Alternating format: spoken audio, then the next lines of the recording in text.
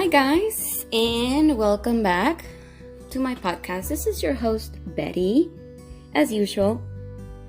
So today I was thinking, well, actually not today, before, when I was thinking about the topic for what episodes should I do? So I have a list of ideas that actually, there's a full page, letter size, that has ideas of stuff, and I'm like, wow, that's just so much. But some of that I need to really take time to think about that. And so I found this topic, and it said, what do I want to be when I grow up?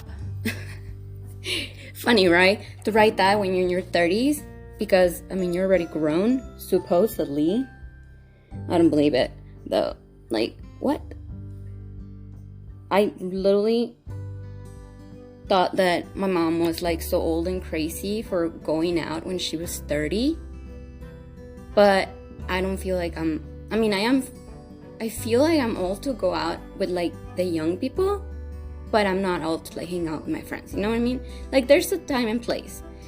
The difference is when my mom was 30, I was 15 or 14. So I was like, okay, well, it's almost my time to go out, and you're still acting like a teenager. Different story. Anyways, so now I feel like that's not the same, right? But that's not even the topic here. So what I want to be when I grow up. So thinking about that, since I've been talking to you guys about my recent new adventure as founder, owner, CEO, travel advisor of the, my agency, the Travel by Betty Queen, you guys will wonder well, what is it that you wanted to be? What is it that, you wanted to do when you were growing up? And what is it that you did before? Well, got the answers right here. So here, basically, I always wanted to be, and you guys should know this by my other episodes. There's so many episodes about traveling and vacations and enjoying time and go to the beach and just get out and go out there. And that says a lot about my passions. So one of my passions was always traveling. I wanted to see the world. I grew up in the same place. I grew up in Mexico in a little house with 2 bedrooms and 1 bathroom, and that was fine for me. And I actually said, when I was about 17, 18, 19, I said I never want to leave my house. I don't think I ever want to move. But also I started thinking that I wanted to see the world, that I wanted to travel, and so many things. You're just getting started. And then, well, I got pregnant right before I started my 4-year college, and well, that was quite a surprise, beautiful surprise. But so, now thinking about all these things, my life would have been so different if I didn't have my daughter, but I wouldn't change it. I wouldn't change my daughter for anything in the world, honestly. I wouldn't have changed her for a better job or better career or better anything. Just, I don't think that I would have enjoyed as much the traveling time if I didn't have her, or if I had taken a different path in my career. So basically, growing up, there was actually this question that the teacher sent to the house. In this case, I was living at that time with my grandma, not with my mom, and they had to answer, what do you think the child wants to be when they grow up? So she wrote that I wanted to be a model, that I wanted to be on TV, that I wanted to sing, which is so funny because it's a lot of the things that I kind of are my passions now. And I think that she could just see that that's who I was since I was little. Like I like to dance and I like to sing, and I had a video camera where I would just film myself and just give my own concerts and just, be this person that was out there and then just, just hollering at the world and saying hi and giving my everything to everyone. And it was fun. And then just growing up, my interests were changing, obviously. My voice, first off, it started getting more hoarse. So this voice that I have, excuse me, it's not the same that I had as when I was a kid. If you hear me, obviously no one does, right? But if you hear me, I sound literally like a little rat, like a little mouse. My voice was so like, and it was funny because, I had a different tone that I could sing different things, and now I cannot reach those tones, which is normal. I've read that different people need to sing in different tunes for them to thrive in the singing, right? That's why people take singing classes and they go to people who know about tunes and what type of like rhythm and song and beat is that you have to do so that your voice sounds good with the music. Obviously, we all think we're like, oh my god, I sound so good when I sing along in the car. And then if you turn off the music and you sing, you're like, what the hell is this? Who is that? So yes, I wanted to be a singer for a while. I did sing. I think in elementary school, I sang a duet with one of my friends when I was in the 5th grade or the 6th grade, one of those. And then I had to sing in front of my class again when I was in high school. I mean, we all did. It was part of an assignment. I don't know what it was for. Definitely not music. I think it was for the class of IT, but I don't know what was the purpose of it. I don't know. I took so many classes that I don't remember. But yeah, we were all supposed to sing and whatever. And you think you sound so great and you're like, oh God. I would start crying as soon as I would start singing, because it's like people can hear me and then my voice starts like shaking. And this is exactly what happens when I'm in front of, and this is more like a public fear, like a public speaking fear. I don't like talking in front of people. Like I can, talk with them if I have a group of friends and I'm talking to them, blah, blah, blah. But then if I have to stand by myself in front of an audience and just talk, it's so different. Like I just get so nervous because everybody literally is paying attention to me. It's not like when you give your opinion, you're like, oh, this and that. Everybody's paying attention to, a lot of things. But when you are the center, it's like, it's too much for me. Whew. So social anxiety right there. So then, so my grandma wrote that I wanted to be a model, right? But guess what? I didn't want to be a model back then. I wanted to be a doctor. I was like, my grandma knows nothing about me. She thinks I want to be a model. But, probably she was stuck in the years where I was younger and I used to wear costumes and literally dance with my cousin in our living room to music, and everybody would watch us, and we were like the entertainment. And it is funny because my cousin actually did go into dancing for some time. He was in a dance group, contemporary dance, like people that go and dance and like quinceañeras or parties, like they are the entertainment. He was in a group like that for a while, for many years, and I think he really liked that. But at some point it was like everybody's taking different paths and stuff, and so he wanted to do more of what he was going to school, which he is now a teacher. He's a geography teacher in Mexico. Super cool. I think it's super cool. I think he does middle school. Yes, middle school.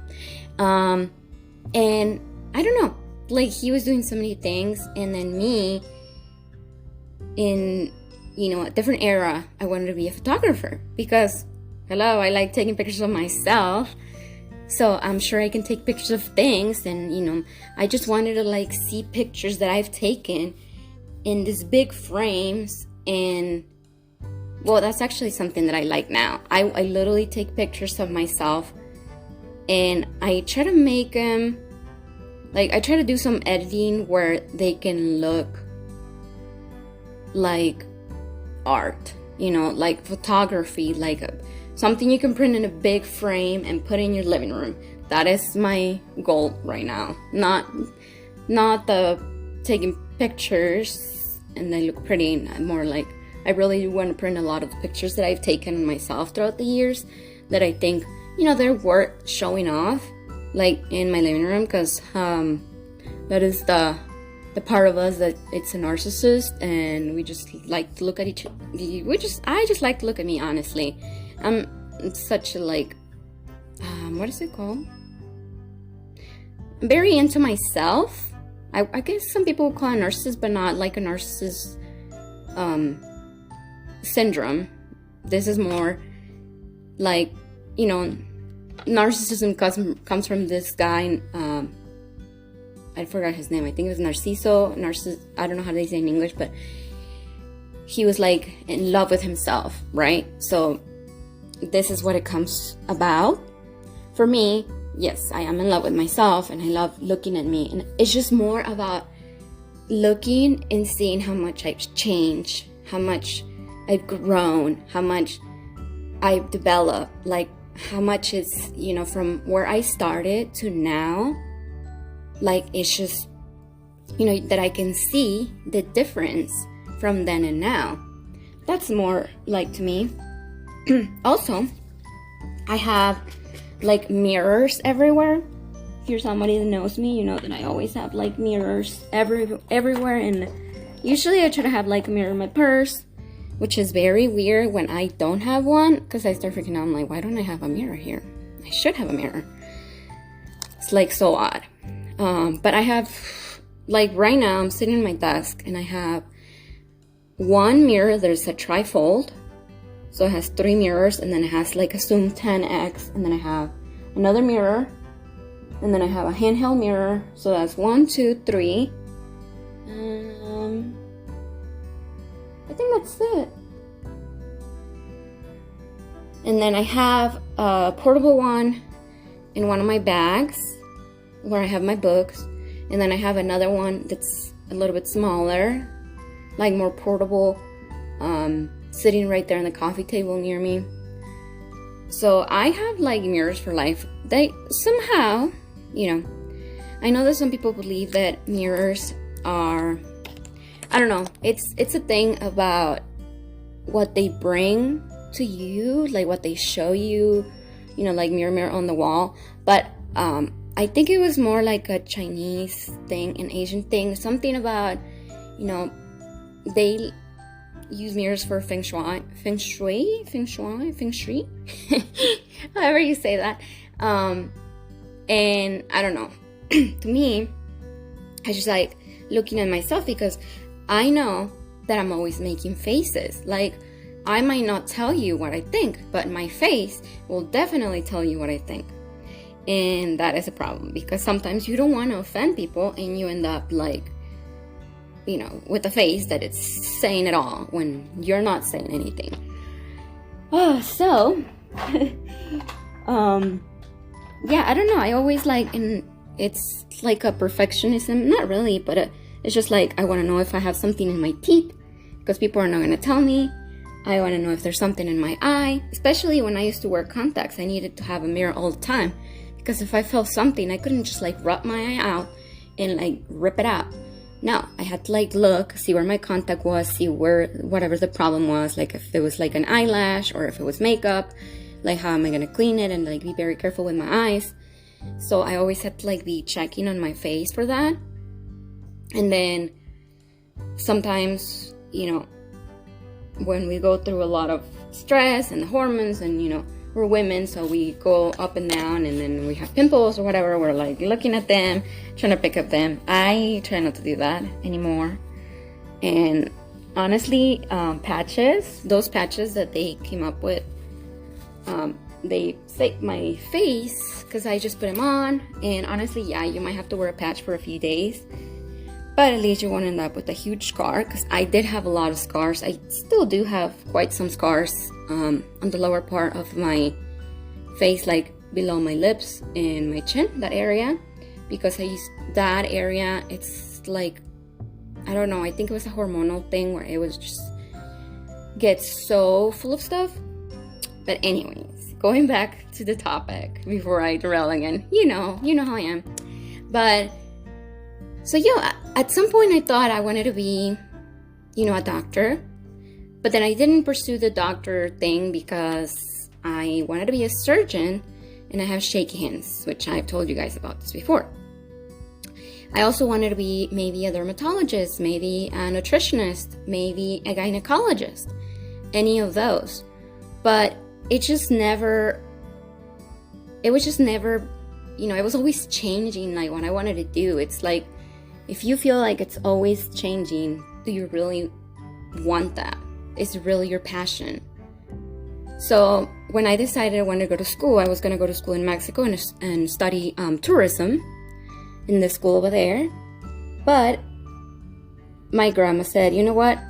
We don't have money for you to go to college here, because over there you have to pay out of pocket at least the first semester. And then after that, you have to get good grades and all that stuff to get scholarships. But I think that she just didn't want me to waste my potential, and like the fact that I had an advantage over my siblings, which is that I was born an American citizen, and that I could get so much more help here, like, financial aid, Pell Grants, loans, whatever, anything, whatever. And that's why she insisted on me coming here to the US for college, and I did. So I came here, and obviously when I first came here, I needed to study English first, learn it. And then I did 2 years of an associate's in business and accounting. And at that point, it was like, well, I want to do something related to what I wanted to do. I actually was going to do international business, because it was something related to travel, right? But so that would be in the town where I was going to school for, like right across the bridge. But then I found another school that was closer. It was like an hour away, and they had this hotel, restaurant, and tourist management program, and I saw it was amazing, and I was like, oh my god, this is what I want to do.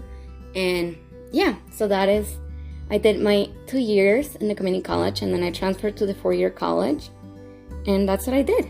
And I have a Bachelor of Science in Hotel, Restaurant, and Tourist Management. It's crazy, because I was actually offered an internship in my last semester to work at a travel agency, which I rejected.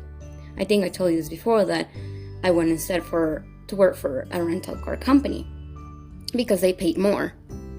Like, it was just way more. Like, the pay difference was just huge, and I wanted to, get ahead financially. So I went for that internship, and I ended up staying there with a full-time job after I graduated. After that, it was just not for me anymore, and that's when I took some time, and then I became a Spanish interpreter. So I was interpreting English and Spanish to English. I was doing it over the phone for a company. We would do law, doctors, lawyers, police, 911 calls. We would be in the delivery room helping people have their babies, people that don't speak English, to the people that, don't speak Spanish. I did so many like doctor's appointments, therapy sessions, counseling sessions. I did court, like just the ticket court that people go to. I did court where the unemployment courts. I did anything and everything you can imagine. There was this girl one time calling the phone because I think she was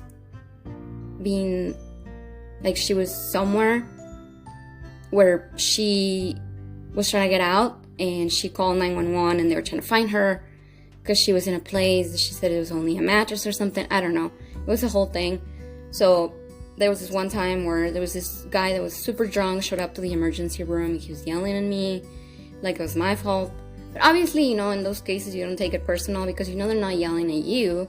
They're yelling at the other person. And this person was drunk off their ass saying that, you know, they wanted their shoes because they wanted to go get tacos or something. I don't know. And there was like so many stories like that. And I was actually pretty good at it. But it was just like the pay was not good. It was not good enough for the things we did. And at some point it just took over me and I just couldn't do it anymore. I wasn't happy with the company, honestly. They were not very, how do you say that? Like employee. They didn't put their employees first. They would make it seem like they did, but like they didn't really. Like I want an increase in my pay, but you're trying to give me a pizza once every 3 months. So it was kind of like weird, you know. And at some point I decided I wanted to leave. So during the time I went through so many thoughts, like what am I gonna do? And I still kind of do, still, you know, get like, should I go back to school and do a master's in maybe psychology or counseling or something?